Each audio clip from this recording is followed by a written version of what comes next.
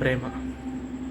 ప్రేమ అనే పదం గుర్తుకు రాగానే ప్రతి ఒక్కరికి ముందుగా గుర్తొచ్చేది అమ్మ, నాన్న. వారికన్నా గొప్పగా ప్రేమించేవారు ఎవరుంటారు అని ప్రతి ఒక్కరు భావిస్తారు. వివాహం అనంతరము భర్త, వివాహం అనంతరము భార్య ప్రేమ చూపిస్తుంది అని ప్రతి ఒక్కరు కూడా భావిస్తారు. ఇక యూత్ వారైతే ప్రేమను గురించి, ప్రేమలో విఫలమైపోతే ప్రాణము తీసుకునే వారిని కూడా మనం చూస్తున్నాం. కానీ మనుషులు భూమి మీద ఉన్న మనుషుల మధ్య ఉన్న ప్రేమనే చూస్తున్నారు. కానీ బైబిల్ అనే ఒక పరిశుద్ధ గ్రంథం, లోకంలో దీన్ని మత గ్రంథంగా పిలవచ్చు, కానీ ఇది ప్రేమ గ్రంథం. మనుషుల్ని దేవుడు ఎంతగా ప్రేమిస్తున్నాడో ఈ గ్రంథంలో రాయబడింది. ఈ విషయం ఎంతమందికి తెలుసు?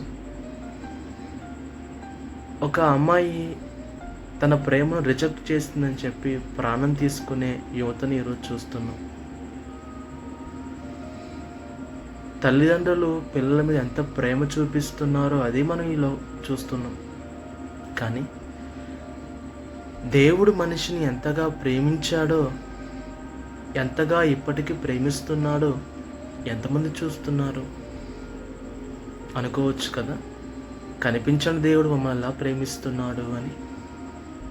ఎలా ప్రేమిస్తున్నాడో బైబిల్ చెప్తుంది. దేవుడు ఈ లోకముని ఎంతో ప్రేమించును అని బైబిల్ చెప్తుంది. దేవుడు ఏమై ఉన్నాడో తెలుసా?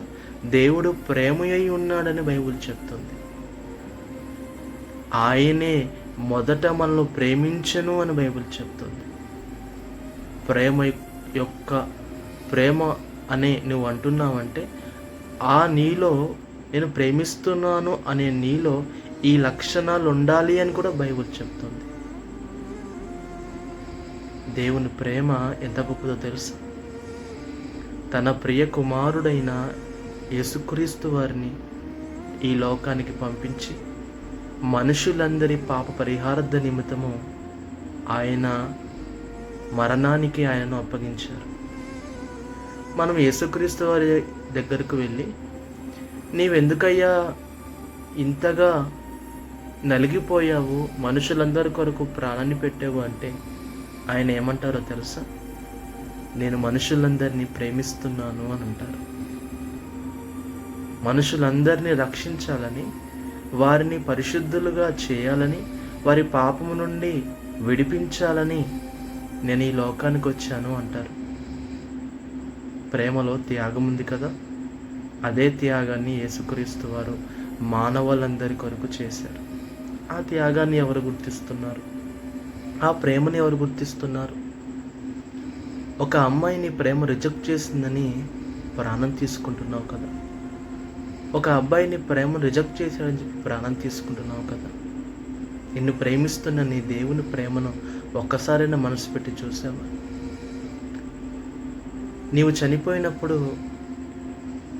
నీ వారు సమాధి వద్దకే వస్తారు, నీతో పాటు సమాధిలోకి రారు కదా. సమాధి అనంతరము కూడా ప్రేమించేవాడే దేవుడు. తన యొద్దకు నిన్ను చేర్చుకోవాలని చెప్పి తన ప్రియ కుమారుడు యేసుక్రీస్తు వారిని మరణానికి అప్పగించేంతగా ఆయన మానవాళ్ళని ప్రేమిస్తున్నారు. ఆ ప్రేమను ప్రతి ఒక్కరూ గ్రహించాలి. ప్రేమ గ్రంథము మనసు పెట్టి చదివితే అందులో దేవుని ప్రేమ, దేవుని మనస్సు ఏంటో అర్థమవుతుంది. ఒక్కసారి చదువుతారా ప్రేమ గ్రంథాన్ని?